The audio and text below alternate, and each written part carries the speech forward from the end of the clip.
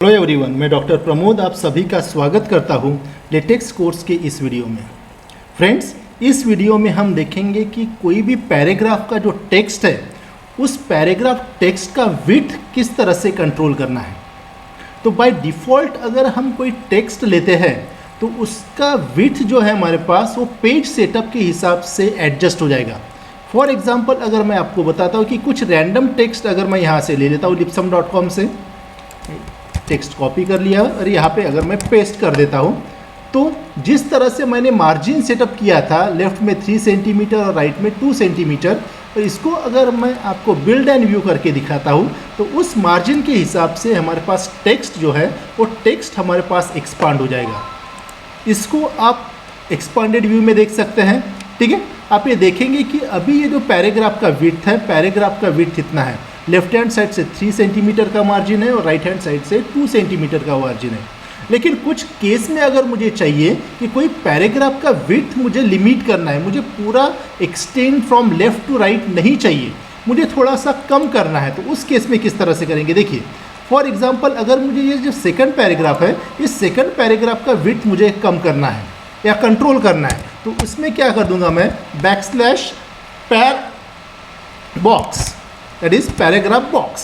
आप यहाँ पे देखोगे कि अलग अलग यहाँ पे कमांड्स आ चुके हैं।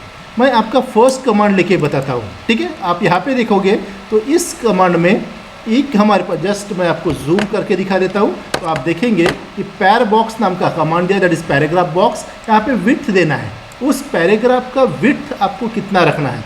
फॉर एग्जाम्पल अगर मुझे 8 सेंटीमीटर अगर रखना है, ठीक है, आप सेंटीमीटर में, इंच में, मिलीमीटर में आप दे सकते हो, और यहाँ पे चाहिए आपको टेक्स्ट, तो टेक्स्ट मैं दूसरे कर्ली ब्रेस में मैं इंक्लूड कर लेता हूँ। तो आप देख सकते हैं कि जो भी टेक्स्ट है मैंने सेकंड कर्ली ब्रेस में दे दिया है और उस पैराग्राफ का विड्थ फर्स्ट कर्ली ब्रेसेस में दिया हुआ है। इसको अभी अगर मैं आपको बिल्ड एंड व्यू करके दिखाता हूँ तो आप देखेंगे कि सेकंड पैराग्राफ का जो विड्थ है उस सेकंड पैराग्राफ का विड्थ हमारे पास क्या हो चुका है, कम हो चुका है। ठीक है, आप इसको बढ़ाना चाहते हैं तो फिर से बढ़ा सकते हैं। देखिए मैं आपको बढ़ा के दिखा देता हूँ फिर से। 8 सेंटीमीटर की जगह मैं यहाँ पे इसको आपको 14 सेंटीमीटर करके बताता हूँ, और फिर से बिल्ड एंड व्यू अगर करते हैं तो आप देखेंगे राइट हैंड साइड में कि यहाँ पे विड्थ अभी हमारे पास फिर से चेंज हो चुका है। इसको अगर मुझे सेंटर अलाइन करना है तो फिर से मैं क्या करता हूँ, इसको सिलेक्ट कर लेता हूँ और इसको सेंटर में कर देता हूँ, और फिर से बिल्ड एंड व्यू करते हैं तो आप देखेंगे कि ये जो टेक्स्ट है हमारे पास वो सेंटर अलाइन हो जाएगा, और इस पैराग्राफ का विड्थ भी हमारे पास कंट्रोल हो चुका है। आप देख सकते हैं ये सेकंड पैराग्राफ का विड्थ भी हमने कंट्रोल कर लिया है।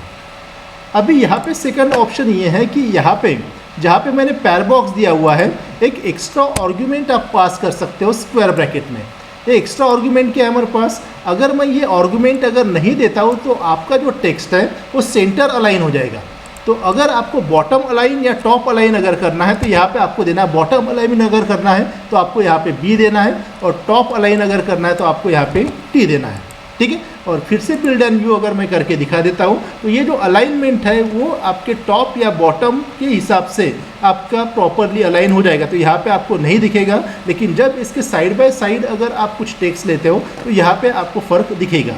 तो यहाँ पे सिर्फ इतना ध्यान में रखना है कि अगर कोई भी पैराग्राफ का टेक्स्ट का वेट अगर आपको यहाँ पे लिमिट करना है, फॉर एग्जांपल थोड़ा सा कम कर देता हूँ, तो उसके हिसाब से आपको इस पैर बॉक्स कमांड का आप यूज़ कर सकते हैं। कभी कभी इस तरह की रिक्वायरमेंट भी हमारी रहती है। तो इस तरह से आप बाय यूजिंग द पैर box command you can control the width of a paragraph text. तो होप आप लोगों को समझ में आया होगा। That's all for this video. Thank you very much.